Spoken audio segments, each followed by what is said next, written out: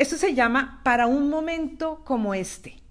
Así se titula esta enseñanza. Para un momento como este. Dice Esther 4:14, si ahora te quedas absolutamente callada, de otra parte vendrá el alivio y la liberación para los judíos, pero tú y la familia de tu padre perecerán. ¿Quién sabe si no has llegado al trono precisamente para un momento como este? Padre, en el nombre de Jesús te doy gracias. Te pido, Señor, de una manera muy especial, que tomes control, como siempre, de cada palabra que salga de mi boca.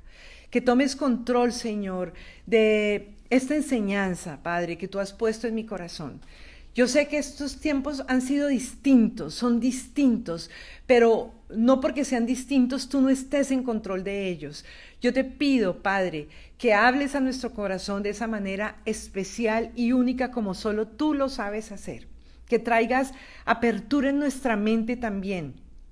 Y que hoy, cuando termine esta enseñanza, podamos tener más claro un panorama, tal vez de lo que tú quieres con nosotros. En el nombre de Jesús te doy gracias. Bendice a cada persona que se está conectando y a los que luego verán este video en el canal de YouTube. En el nombre de Jesús te damos gracias. Amén y amén. Hay dos personajes que voy a compartir con ustedes y yo sé que las personas que tenemos la oportunidad de conocer la Biblia y de escuchar enseñanzas, pues son dos personajes requete conocidos. Pero hay otras personas que no conocen tanto la palabra, que no conocen tanto estas historias y por eso tengo que entrar un poquito, no tan en profundidad, pero tengo que ponerlos en contexto de la situación. Una de ellas es Esther, precisamente. Esther y José son mis dos invitados en el almuerzo con Dios el día de hoy. Esther, yo creo que Esther personifica a todas las jovencitas que un día soñaron o soñarían con ser reinas, de pronto de belleza, o reina de un palacio, como fue Esther. Y la forma como Dios hace de la vida de Esther que este cuento de hadas se vuelva una realidad y cómo en medio de este cuento de hadas que se vuelva una realidad, Dios mueve sus fichas magistralmente. Entonces, les cuento un poquito. Esther vivía en Susa, allí había un rey, y resulta que este rey, el rey Asuero, estaba casado con una reina que se llamaba Vasti. Y dice la palabra, este es un libro de la Biblia, el libro de Esther, dice la palabra que llevaban varios días celebrando él un banquete y Vasti, la esposa del rey Asuero, a su vez tenía otra reunión con sus mujeres, me imagino con las esposas con las que estaba Asuero reunido.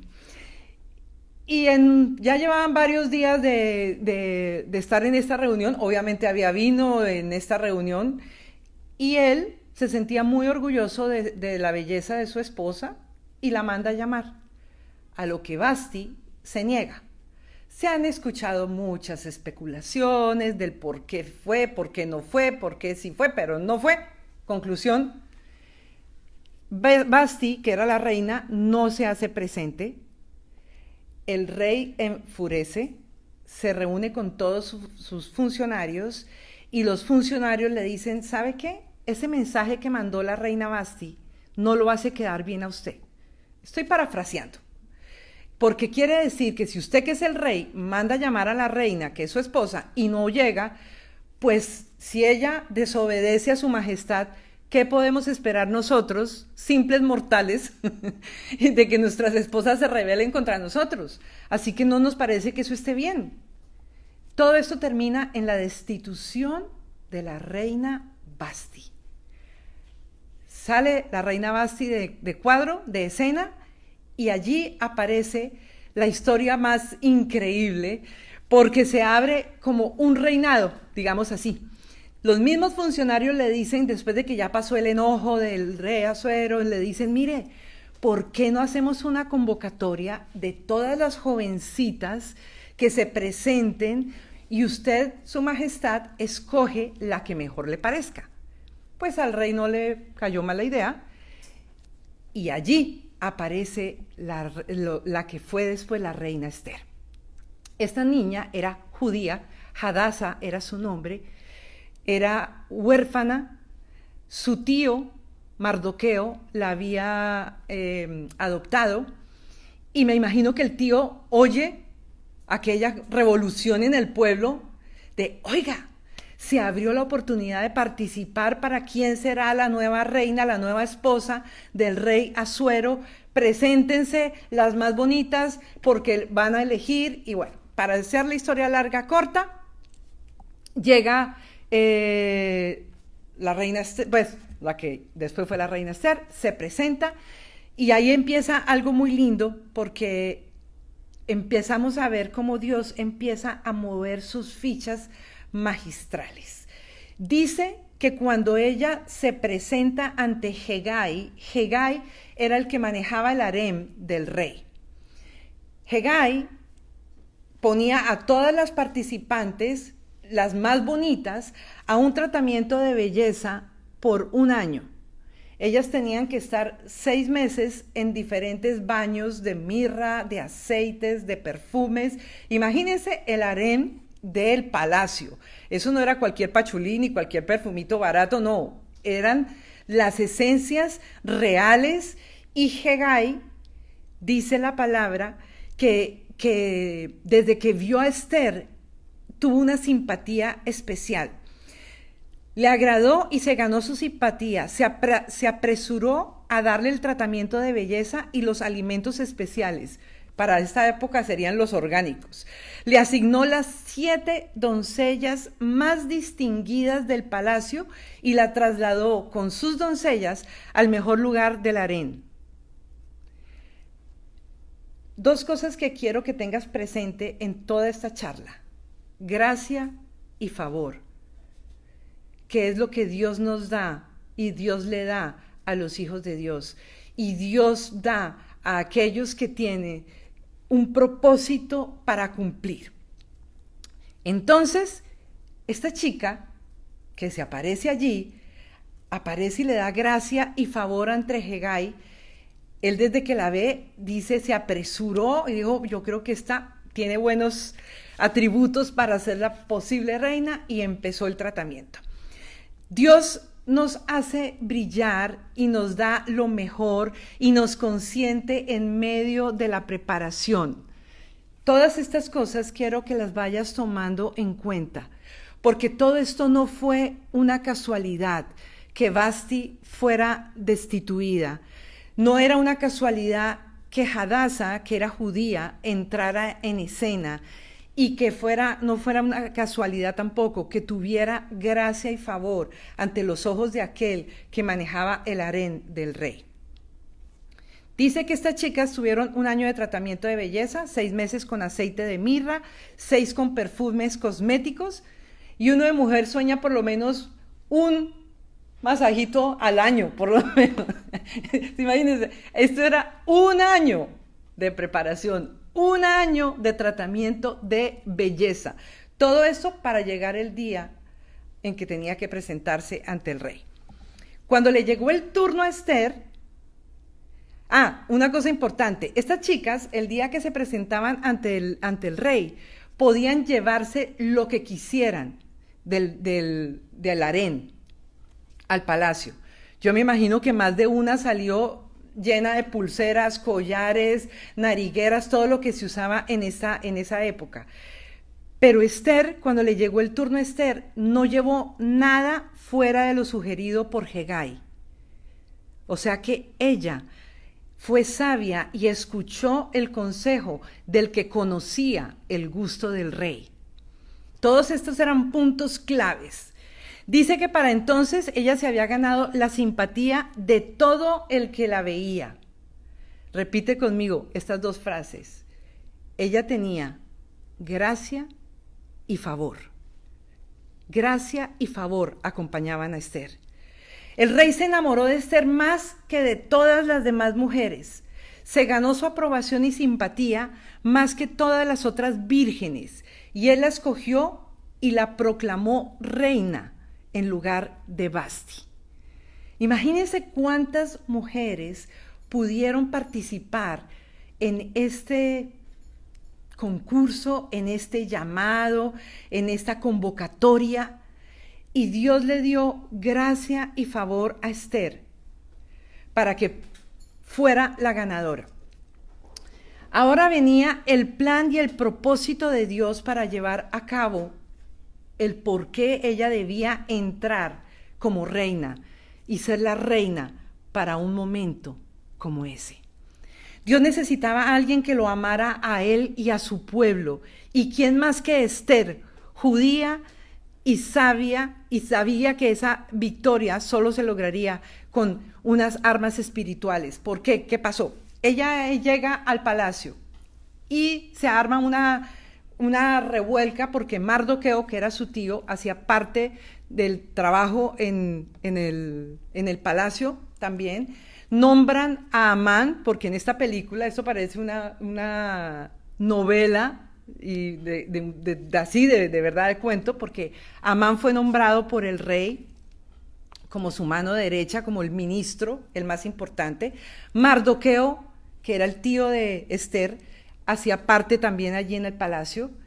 Y cuando el rey lo nombra ministro, todos los demás que trabajaban con Amán, cada vez que él pasaba, todos se inclinaban y le hacían venia, menos Mardoqueo. Y cada vez que Amán miraba a Mardoqueo, que no se inclinaba ante él, se enfurecía y se ponía, pero así que trinaba. Y en una de esas llegó a su casa y su esposa y alguien más con los que está ahí le dice, pero mire, si usted tiene el favor del rey, pues ponga una estaca y mándelo a colgar allá. O sea, ¿por qué se va a dejar de que lo humillen y le falten al respeto de esa manera? Conclusión, él dice, bueno, eso es una muy buena idea. Para hacerles una historia larga, corta, Amán supo que Mardoqueo era judío, y al darse cuenta que Mardoqueo, al ser judío y que había alrededor de Susa mucho pueblo judío, le vende la idea al rey de que por qué no aniquilan y exterminan a todo el pueblo judío. El rey, como era su mano derecha, Amán, pues le dice, pues sí, se quita el anillo real, ponen un sello donde se crea un edicto real que iban a aniquilar. Lo que me llama la atención que la palabra de Dios dice a aniquilar, a matar, o sea, los iban a desaparecer de la faz de la tierra, les iban a robar todas sus pertenencias. Todo esto pasaba recién Esther había sido coronada la nueva reina de Susa.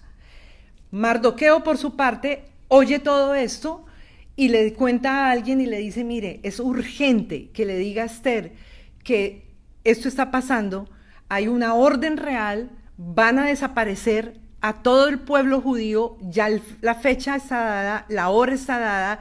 En el momento que el rey puso el sello con su anillo real, salieron los caballos y llevaron a todos los vecindarios lo que era una orden irrevocable. Porque cuando el rey ponía su sello de su anillo, no había nada más que hacer. Ya, todo estaba dicho y hecho.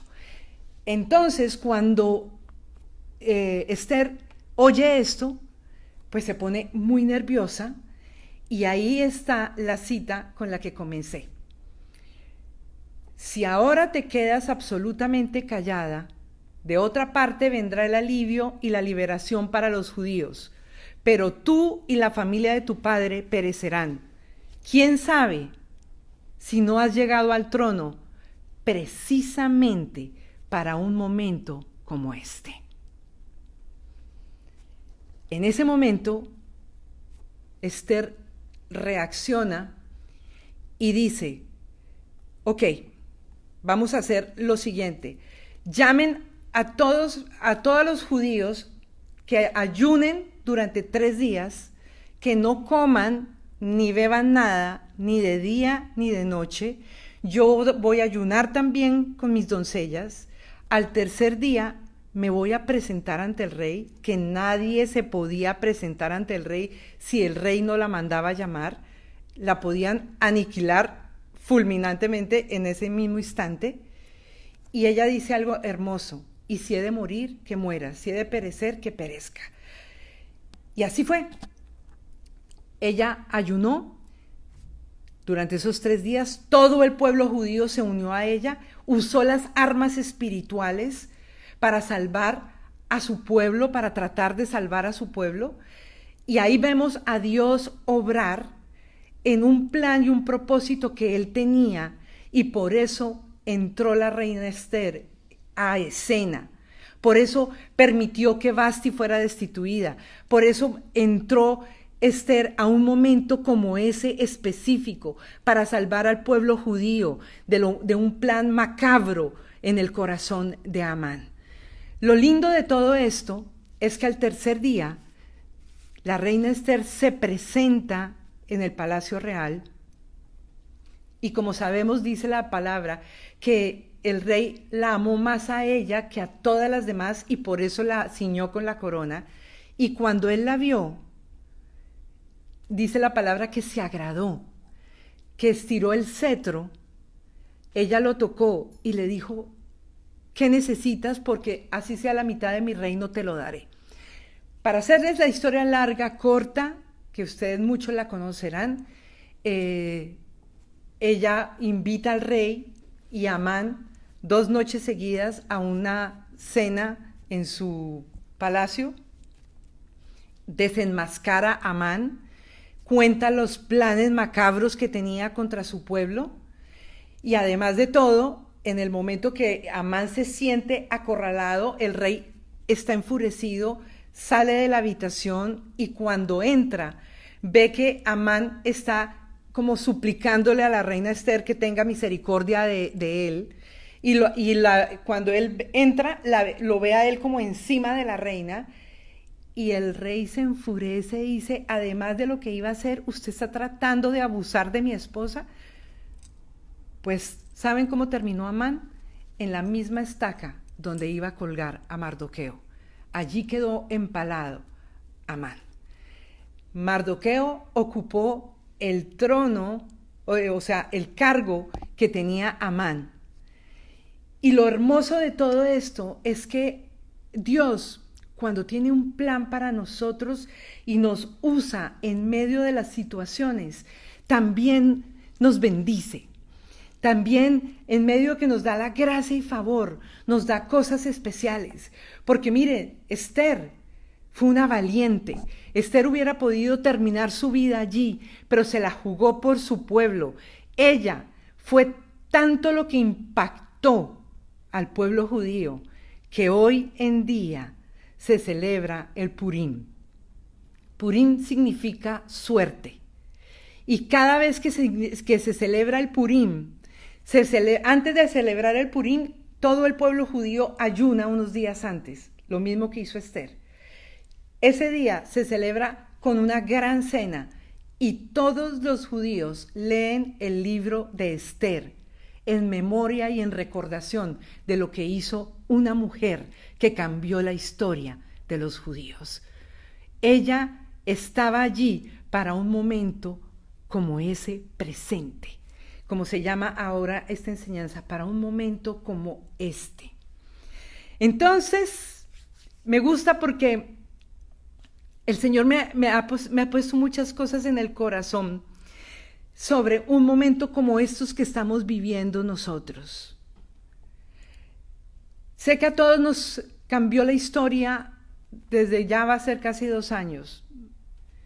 Nos cambió la forma de vivir, nos cambió la forma de trabajar, nos cambió la forma de congregarnos, nos cambió la forma de muchas cosas. De hecho, antes de que comenzara esta transmisión estábamos sentados hablando con Lina, con María, con Carito. Estábamos hablando y porque hay muchas cosas que han cambiado. Y lo importante es saber qué es lo que quiere Dios de nosotros para un momento como este que estamos viviendo. Me voy entonces con José, José el soñador. Y cuenta la historia de José en Génesis 37:2. Yo se los voy diciendo así rápidamente, que dice, esta es la historia de Jacob y su familia. Cuando José tenía 17 años, apacentaba el rebaño junto a sus hermanos, los hijos de Bilha y Silpa, que eran concubinas de su padre. El joven José solía informar a su padre de la mala fama que tenían estos hermanos suyos. O sea, en pocas palabras, era el hermano chismoso que iba y le contaba al papá todas las aventuras que hacían los hermanos. Israel amaba a José más que a sus otros hijos, porque lo había tenido en su vejez. Por eso mandó que le confeccionaran una túnica muy elegante. Viendo sus hermanos que su padre amaba más a José que a ellos, comenzaron a odiarlo y ni siquiera lo saludaban. Cierto día, José tuvo un sueño y cuando se lo contó a sus hermanos, estos le tuvieron más odio todavía. Presten atención que les voy a contar lo que he soñado, dijo José, que estábamos todos nosotros en el campo atando gavillas. De pronto mi gavilla se levantó y quedó erguida, mientras que las de ustedes se juntaron alrededor de la mía y le hicieron reverencia. Imagínense los hermanos. Los hermanos dicen, ¿de veras crees que vas a reinar sobre nosotros y que nos vas a someter? Y lo odiaron aún más por los sueños que él les contaba. Después José tuvo otro sueño y se lo contó a sus hermanos. Les dijo, tuve otro sueño en el que veía que el sol, la luna y 11 estrellas me hacían reverencia. Cuando se los contó a su padre y a sus hermanos, su padre lo reprendió. ¿Qué quieres decirnos con este sueño que has tenido?, le preguntó. ¿Acaso tu madre, tus hermanos y yo vendremos a hacerte reverencia? Sus hermanos le tenían envidia, pero su padre meditaba en todo esto. José definitivamente era el consentido del papá, ya sabemos. Nació cuando su padre era mayor, era hijo de la mujer por la cual él trabajó 14 años y que la amaba profundamente como era Raquel. Al ser preferido, hizo que sus hermanos, como dice la palabra, lo odiaran. Todos andaban con túnicas, yo me imagino con túnicas ya raídas y viejas y todas, y el papá le manda a confeccionar una túnica especial de lino fino, de colores, para su hijo José. Imagínense cómo quedaron los hermanos. Pues cuando lo vieron querían desaparecerlo. Y efectivamente fue lo que hicieron. Así que los sueños sí se hicieron realidad, pero comencemos con esto. José tenía 17 años cuando comenzó a tener estos sueños. Era un muchacho inexperto, con sentido de papá. Pues nada, estaba bajo las faldas del papá y pues ya sabemos que si los hermanos no les caía gordo, pues un día los hermanos se fueron y el papá le dijo a José, ve y visitas a tus hermanos, quiero saber cómo están. Y José se fue a buscarlos. Cuando lo vieron que se venían, todos dijeron, ay no, ya viene aquí el soñador. Planificaron matarlo. Uno de ellos dijo, ¿cómo nos vamos a ensuciar las manos con nuestro hermano? No.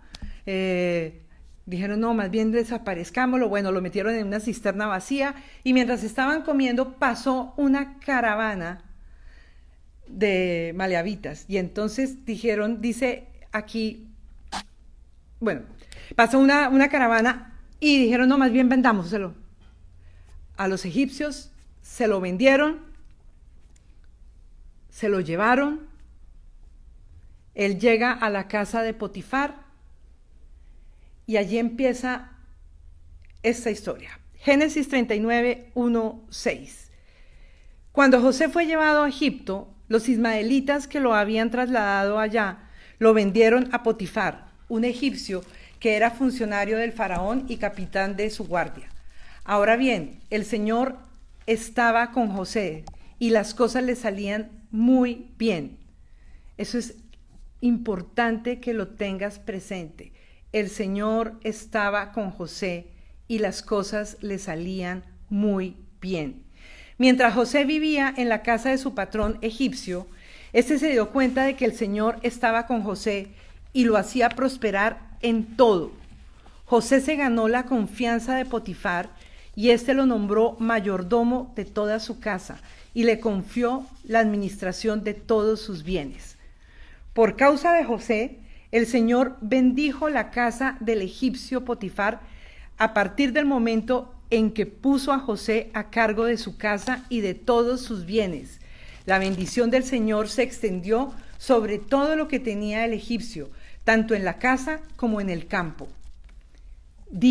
José tenía gracia y favor. Fue vendido por sus hermanos, pero en el momento que llegó a Egipto, a esa casa de Potifar, José había algo diferente en él. Tanto era su presencia que se notaba, que dice que empezó a bendecir la casa de Potifar, y Potifar se dio cuenta de que algo pasaba con ese muchacho. Este lo nombró mayordomo de toda su casa y le confió la administración de todos sus bienes. Por causa de José, el Señor bendijo la casa del egipcio. Por tu causa, donde tú estás, gracias a ti, eres de bendición para muchas personas. Dios bendice el entorno donde nosotros nos encontramos. Dios bendice y por causa de nuestra presencia, bendice las personas que están a nuestro alrededor. Y eso es algo hermoso que debes saber. De pronto nosotros estamos pasando pruebas, pasamos dificultades, pero es importante que sepas que la gracia y el favor de Dios está sobre ti, que Dios está contigo, como estaba con José. Lo que estaba haciendo Dios era preparar a José para un momento como ese que tuvo que vivir. Esta enseñanza se llama para un momento como este.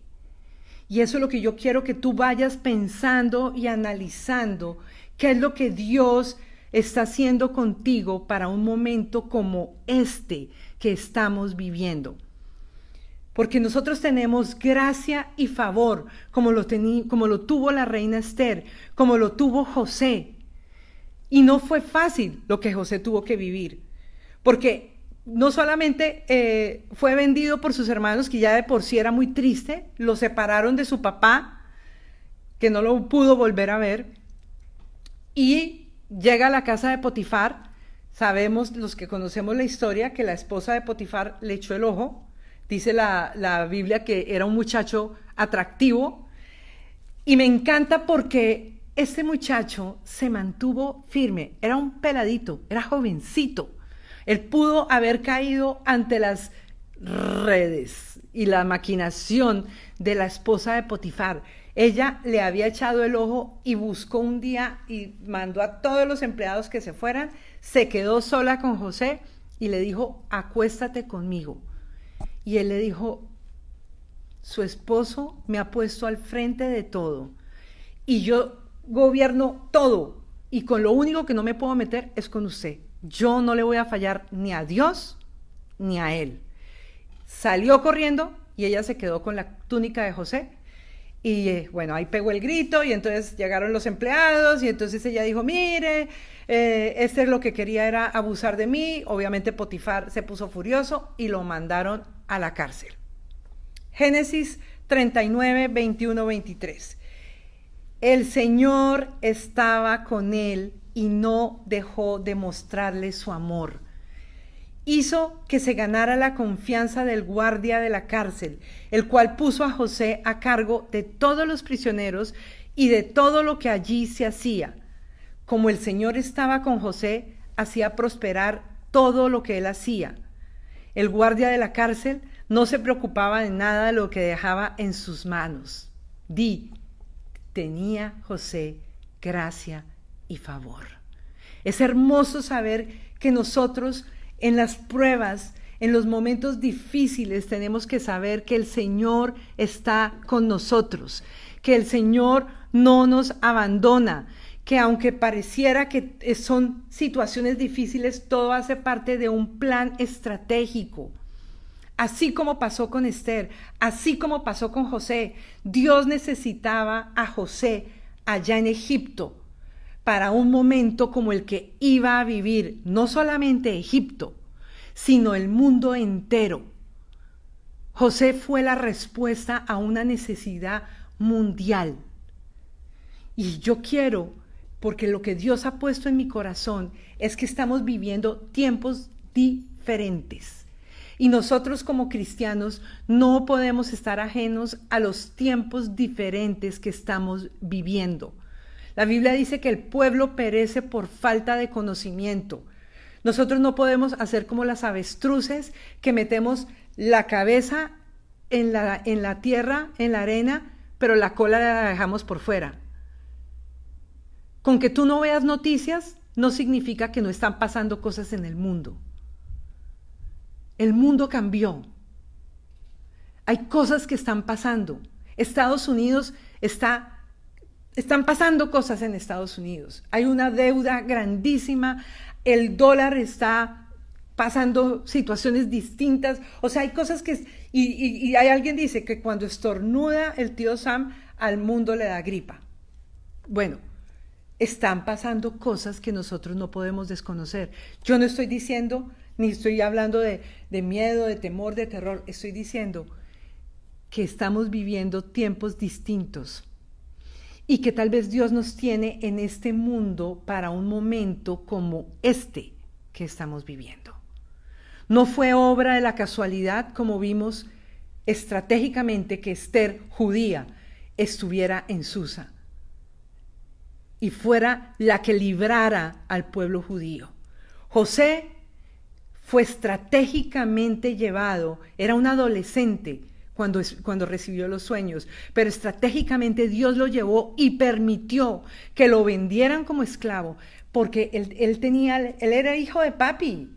Era hijo de papi consentido. Dios necesitaba bajar el orgullo. Dios necesitaba darle una dosis de muchas cosas que necesitamos todos. Necesitaba trabajar con su carácter. Pero no porque Dios trabaje con nosotros nos deja sueltos. No porque Dios trabaje con nosotros deja de bendecirnos y de protegernos. Dios nos está preparando para momentos como este que estamos viviendo. Estando allí, preso, ya sabemos, mire, Dios le había dado gracia y favor, el jefe de la cárcel lo puso a manejar todo y llegó el panadero y el copero del rey. Y el director de la cárcel le dijo: José, usted se encarga de ellos, usted los atiende, usted se preocupa de ellos. Estos dos caballeros tuvieron un par de sueños. José se los interpretó. Al panadero el sueño era que lo iban a mandar matar y al copero lo iban a restituir. José le dice al copero: solo te pido un favor, cuando estés al lado del rey, porque el copero es el que le probaba el vino al rey antes de que el rey lo tomara para que no lo fueran a envenenar. Entonces José le dice: mire, cuando esté con el rey, acuérdese de mí. A mí me trajeron aquí vendido. Yo estoy en la cárcel y yo no he hecho nada. Acuérdese de mí. Dice la palabra que pasaron 2 años más antes de que el copero se acordara de José. Pero tampoco fue coincidencia. Fueron 2 años más que Dios siguió trabajando en el carácter de José dentro de esa cárcel. Es restituido el copero. Resulta que el rey tiene un par de sueños, llama a los sabios, a todo el mundo. Nadie le puede interpretar los sueños al rey. Y en ese momento el copero dice: ay, sí, Dios mío, a mí se me había olvidado. Claro, si yo conozco a alguien que interpreta los sueños. Sí, mire, rey, yo te conocí a alguien en la cárcel, El rey lo manda a llamar. José lo afeitan, lo peluquean, lo arreglan y llega donde está el rey. Génesis 41, 16, 23. No soy yo, le dice José al rey, no soy yo quien puede hacerlo, respondió José, interpretar su sueño, sino que es Dios quien le dará al faraón una respuesta favorable. El faraón le contó a José lo siguiente: en mi sueño estaba yo de pie a orillas del río Nilo. De pronto salieron del río 7 vacas gordas y hermosas y se pusieron a pastar entre los juncos. Detrás de ellas salieron otras 7 vacas feas, flacas. Jamás se habían visto vacas tan raquíticas en toda la tierra de Egipto. Y las 7 vacas feas y flacas se comieron a las 7 vacas gordas, pero después de habérselas comido, no se les notaba en lo más mínimo porque seguían tan feas como antes. Entonces me desperté. Después tuve otro sueño. 7 espigas de trigo grandes y hermosas crecían de un solo tallo. Tras ellas brotaron otras 7 espigas marchitas, delgadas y quemadas por el viento solano. Las 7 espigas delgadas se comieron a las espigas grandes y hermosas. Todo esto se lo conté a los magos, pero ninguno de ellos me lo pudo interpretar. José le interpreta el sueño al rey y al faraón, y entonces él le dice: mire, vienen 7 años de abundancia y después vienen 7 años de hambre. Usted lo que tiene que hacer es buscar, dice, puesto que Dios... Entonces el faraón le preguntó a sus servidores: ¿podemos encontrar una persona a que nos pueda ayudar en un momento como el que vamos a vivir? Porque José le dice: usted tiene que buscar a alguien que le haga, que le maneje con sabiduría y recoja las espigas y las guarde porque viene hambre. Entonces, 7 años de abundancia usted tiene que recoger y acumular para que después Egipto no vaya a pasar por hambre. Entonces el faraón le dice a su gabinete: ¿hay alguien más que él que pueda ayudarnos a hacer un plan estratégico para lo que va a venir? Y lo ponen en ese momento, le dice: puesto que Dios te ha revelado todo esto, no hay nadie más competente y sabio que tú. Quedarás a cargo de mi palacio y todo mi pueblo cumplirá tus órdenes. Solo yo tendré más autoridad que tú porque soy el rey. José queda como gobernador de Egipto. Para esto, el papá de José manda a sus hermanos, porque sabe que en Egipto hay comida. Llegan los hermanos de José, que fueron los que lo vendieron. Y José se reencuentra con sus hermanos después de unas escenas dramáticas, dolorosas para José, porque era encontrarse con aquellos que le habían hecho ese daño de separarlo de su papá. Él no sabía si su papá vivía o no vivía. Y José, pues los hermanos no lo reconocieron. Después de toda esta parte dolorosa, él se revela y dice: yo soy José, el hermano de ustedes al que vendieron. Pero le dice algo muy importante, dice: yo soy José, les declaró a sus hermanos. ¿Vive todavía mi padre? Pero ellos estaban tan pasmados que no atinaban a contestarle. No obstante, José insistió: acérquense. Cuando ellos se acercaron, él añadió: yo soy José, el hermano de ustedes a quien vendieron a Egipto. Pero ahora, por favor, no se aflijan más ni se reprochen el haberme vendido, pues en realidad fue Dios quien me mandó delante de ustedes para salvar vidas. Desde hace 2 años la región está sufriendo de hambre y todavía faltan 5 años más en que no habrá siembras ni cosechas. Por eso Dios me envió delante de ustedes para salvar la vida de manera extraordinaria y de ese modo asegurarles descendencia sobre la tierra. Fue Dios quien me envió aquí y no ustedes. Él me ha puesto como asesor del faraón y administrador de su casa y como gobernador de todo.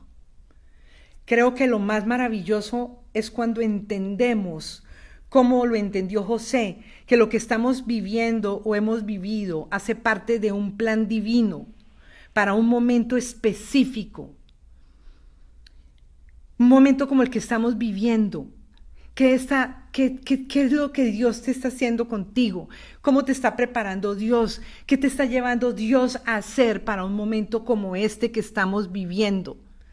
¿Tú no te has puesto a preguntarte por qué Dios te ha permitido nacer en un siglo como este? donde hay una tecnología como esta? ¿En una medio de una pandemia como la que estamos viviendo?